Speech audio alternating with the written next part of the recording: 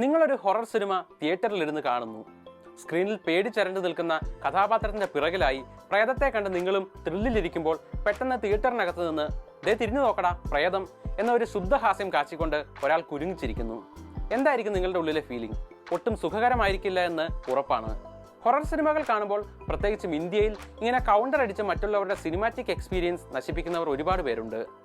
ഈ പടമൊന്നും കണ്ട് പേടിക്കുന്നവനല്ല താനെന്ന് ചുറ്റുമുള്ളവരെ ധരിപ്പിക്കാനാണ് ഈ ശ്രമമെങ്കിലും ഇങ്ങനെയുള്ള പെരുമാറ്റത്തിന് പിറകിലുള്ള സൈക്കോളജി സത്യത്തിൽ നേരെ തിരിച്ചാണെന്നറിയാമോ? മനുഷ്യന്റെ വികാരങ്ങളിൽ ഏറ്റവും ആദിമമായ പേടി ഉള്ളിൽ തോന്നുമ്പോൾ തലച്ചോർ സ്ട്രെസ് ഹോർമോണുകൾ പുറപ്പെടുവിക്കും.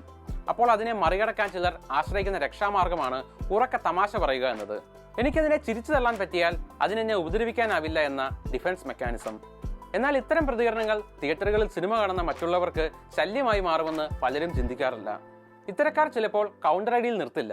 ചിലർ പാട്ടുപാടും, ചിലർ കഥാപാത്രങ്ങളെ ഉറക്ക കളിയാക്കും, ചിലപ്പോൾ അടുത്തിരിക്കുന്ന ആളോട് അനാവശ്യ വിശകലനം നടത്തിയെന്നും വരും.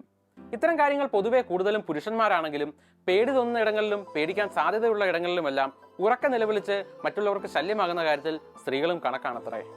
ഏതായാലും ഇത്തരം പെരുമാറ്റങ്ങൾ തിയേറ്ററുകളിൽ പുലർത്തേണ്ട സാമാന്യ മര്യാദകളാണ് ലംഘിക്കാറുള്ളത്. വൈകി കയറി വന്ന് സിനിമ കാണുന്നവരുടെ മുഖത്തേക്ക് ലൈറ്റ് അടിക്കുക, മുന്നിലിരിക്കുന്ന സീറ്റിലേക്ക് കാൽ വെച്ചിരിക്കുക, കുട്ടികൾ കരഞ്ഞാൽ പുറത്തേക്ക് ഇറങ്ങിപ്പോകാതെ മറ്റുള്ളവർക്ക് ശല്യമാകുക തുടങ്ങിയ പല കാറ്റഗറികൾ വേറെയുമുണ്ട്.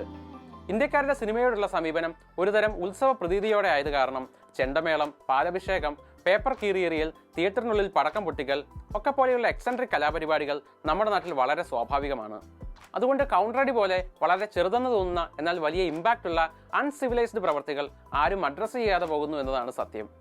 ഇന്ത്യക്കാർ വിദേശത്തെ തിയേറ്ററുകളിൽ അരുതാത്ത ആഘോഷങ്ങൾ നടത്തി അധികൃതർ വന്ന് ഷോ നിർത്തിവെക്കുകയും അവരെ ഇറക്കി വിടുകയും ചെയ്യുന്ന വാർത്തകൾ ഇടയ്ക്കിടെ കേൾക്കാറുണ്ട്. എന്നാൽ നമ്മുടെ നാട്ടിൽ കമന്റടി മുതൽ പുകവലി വരെ നടത്തി ആരെങ്കിലും എതിർക്കുകയോ മര്യാദ പാലിക്കാൻ ആവശ്യപ്പെടുകയോ ചെയ്താൽ ഞാൻ ടിക്കറ്റ് എടുത്തിട്ടാണ് സിനിമ കാണുന്നത് എന്ന ഒറ്റ ന്യായീകരണത്തിൽ പലരും അത് തുടരാറുണ്ട്. തിയേറ്റർ എന്നാൽ വളരെ സ്പെഷ്യൽ ആയിട്ടുള്ള ഒരു ഇടമാണ്. നൂറുകണക്കിന് അപരിചിതരോടൊപ്പം ഇരുന്ന് ഒരു ഇരുട്ടുമുറിയിൽ മുന്നിൽ തെളിയുന്ന ദൃശ്യങ്ങൾ മണിക്കൂറുകളോളം നിശബ്ദമായി ആസ്വദിക്കുന്ന ആ പ്രക്രിയ ഇന്നും അങ്ങേയറ്റം റെലവൻ്റ് ആണ്.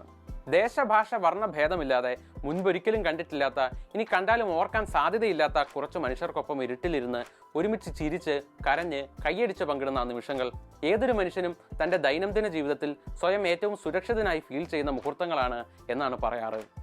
അവിടുത്തെ നിശബ്ദതയ്ക്കും ഞെരക്കത്തിനും മൂളലിനും പോലും തിയേറ്ററിലെ ലഹരി വിരുദ്ധ പരസ്യത്തിൽ പറയുന്നത് പോലെ വലിയ വിലയുണ്ട്.